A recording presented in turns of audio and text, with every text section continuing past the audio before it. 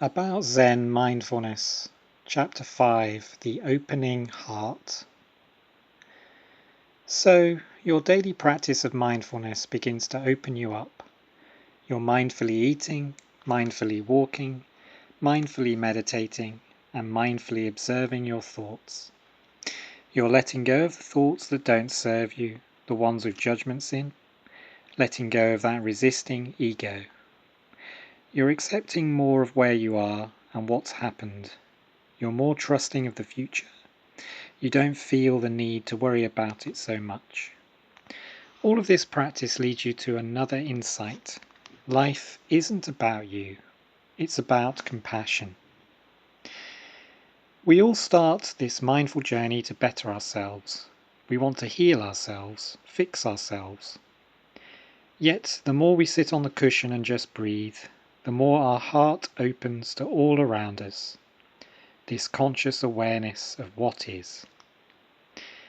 This is when we start to smile more. We notice the needy, childlike thoughts of our ego and send it love. By letting go of your thoughts, you're giving yourself love. We begin to notice the absurdity of this self-thinking. This little voice that has protected us for so long is no longer needed all the time. In fact, what used to worry us doesn't seem to have the same effect anymore. Our brain, our mind has changed. This is what happens. Our brain literally changes its pathways, reconnects us to awareness and the cosmic flow. And our heart, our feelings, these are what becomes important. Our noticing then expands outward, beyond us, to other people. We see how others tick because we're more present for them. We can see others' body language, their mannerisms, their suffering. We can see when someone isn't being very mindful and is criticizing, blaming, judging, or just not there. We smile to them because we understand. Because we've seen it in ourselves, we understand that other people suffer because they're thinking about the past or the future.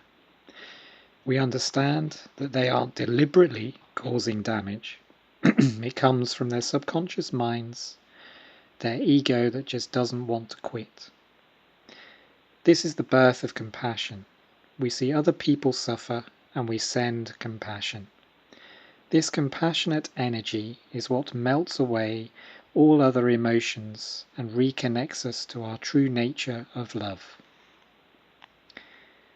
Angry minds are ego minds, impatient and resisting what is. If someone lashes out at you, they are full of suffering. They're fueling their anger with their thinking and beliefs based on past input. Remind yourself of the times you got angry.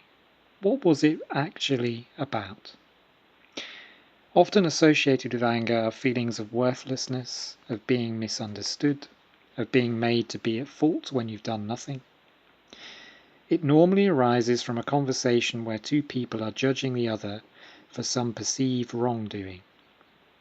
We explore the many ways the ego can manifest in this way in the next chapter.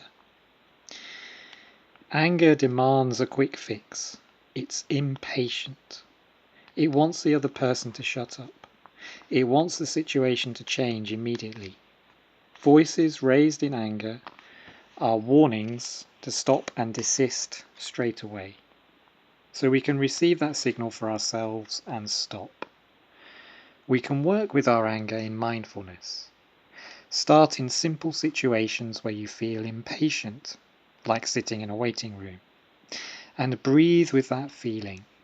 Sit longer on the meditation cushion, noticing your need to move, to keep going, to rush.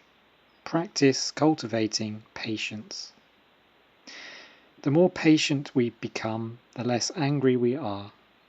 The longer we meditate, the calmer we get.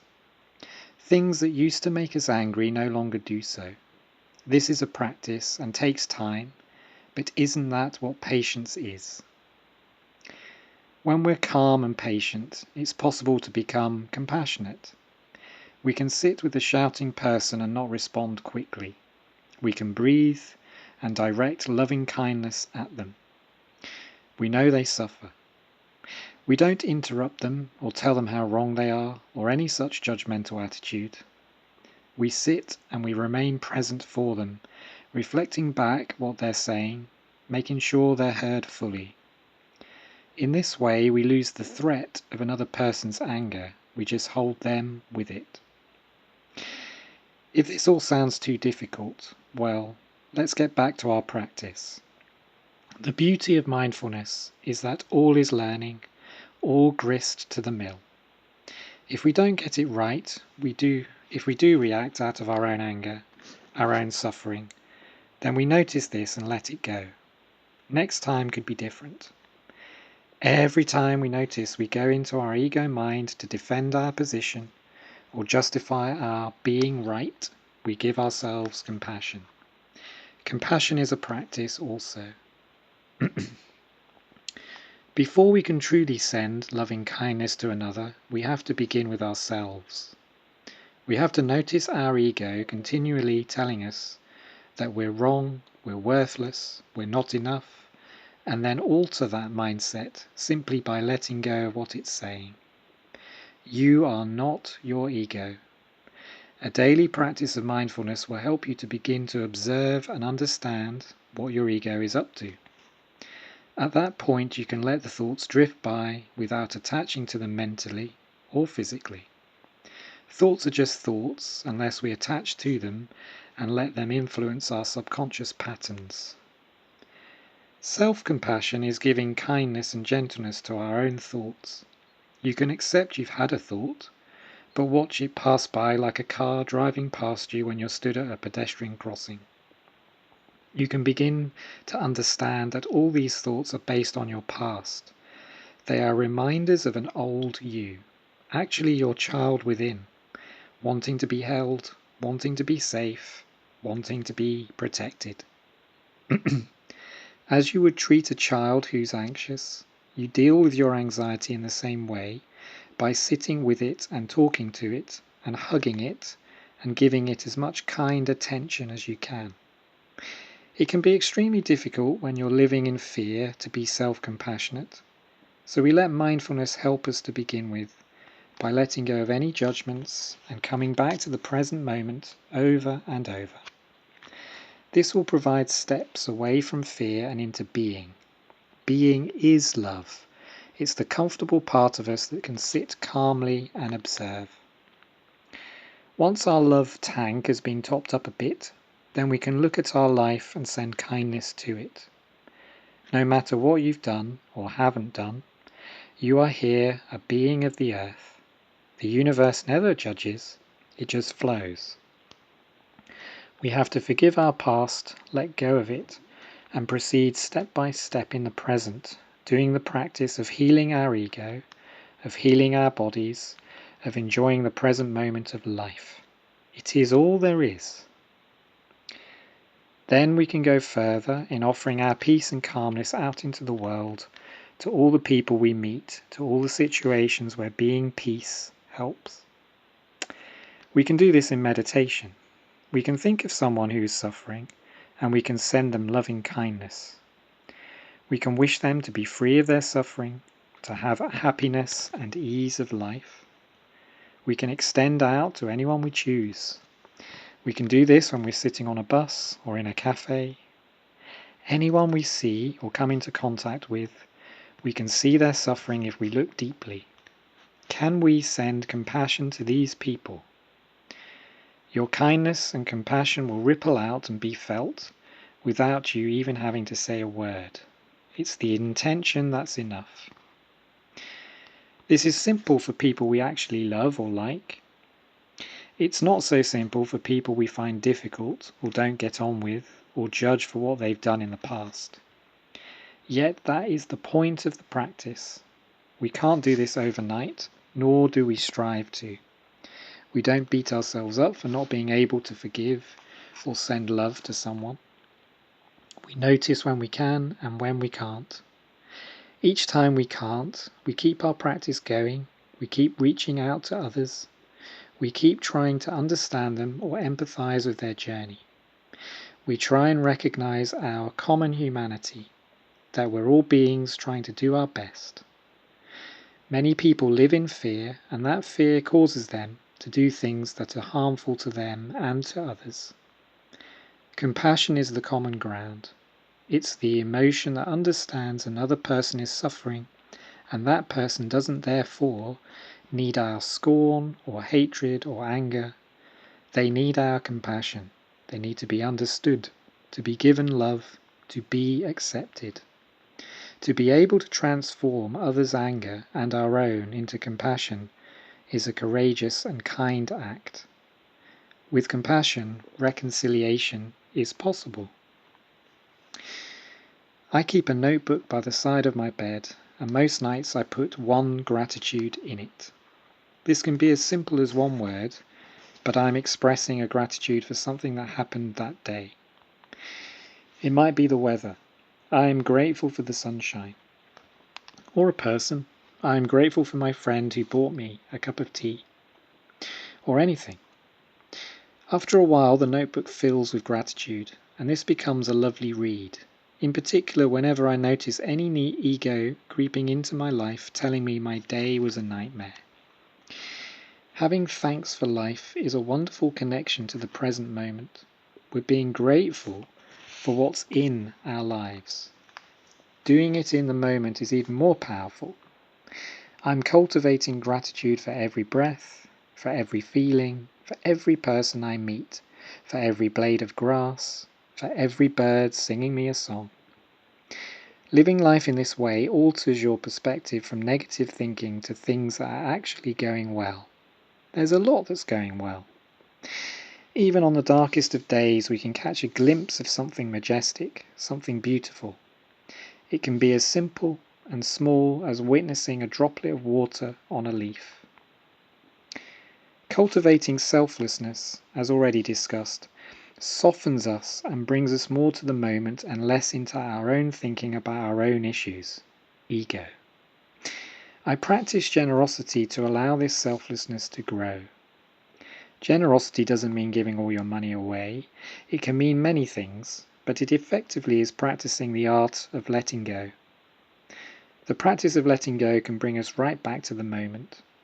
By giving someone a compliment, for example, or being kind to someone, you are letting go of your ego. By giving yourself kindness and forgiveness, you are letting go of your past demeanors. This is creating a generosity of spirit, a way of living with open heart intentions based on love and compassion rather than fear.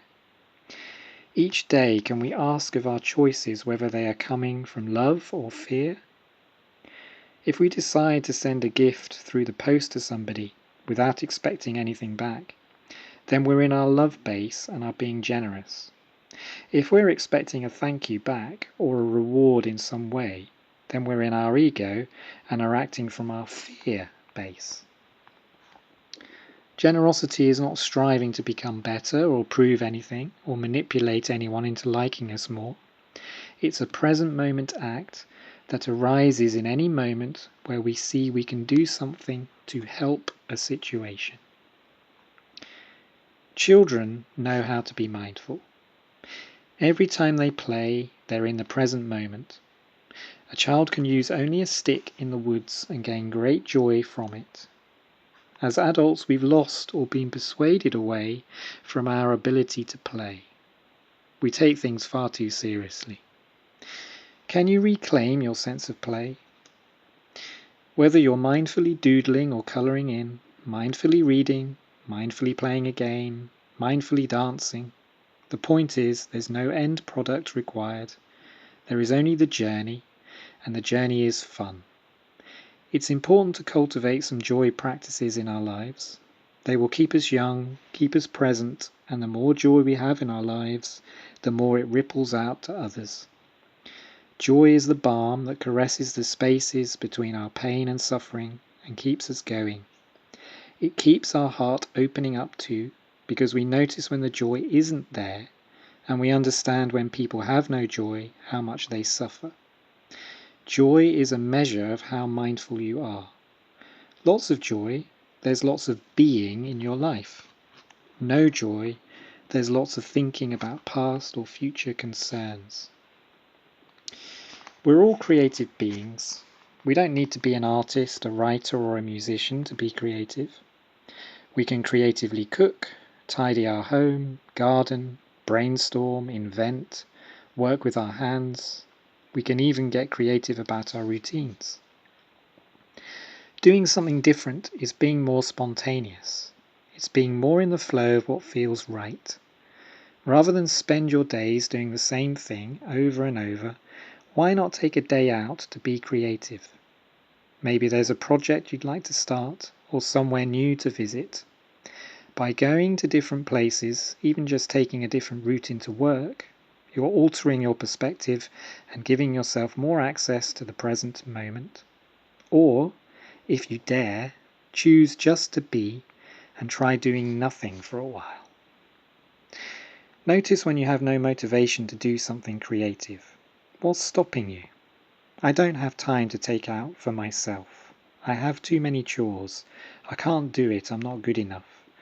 When I start to write, I just think it's rubbish, so I give up, are some responses. Often our busy mind will stop us from being creative. We need a quiet, calm mind before we can have enough joy and enough love to try something new. Trying something new can be scary. Even going a different route into work can be a challenge if we're living in our fear base. In mindfulness, we can notice our reluctance, our procrastination, our worthlessness thoughts, and embrace them all. After a while, we might find we can begin to do creative things. Maybe we used to be creative and lost it along the way through our lives. It's always with you, and it can always be rekindled. By keeping our heart open and giving loving kindness to ourselves, we find we can tune into the creative connection that lies dormant within. If creativity still eludes you, then that's okay too. We just embrace where we are with whatever's present. Everything is a voyage of self-discovery. This is no bad thing.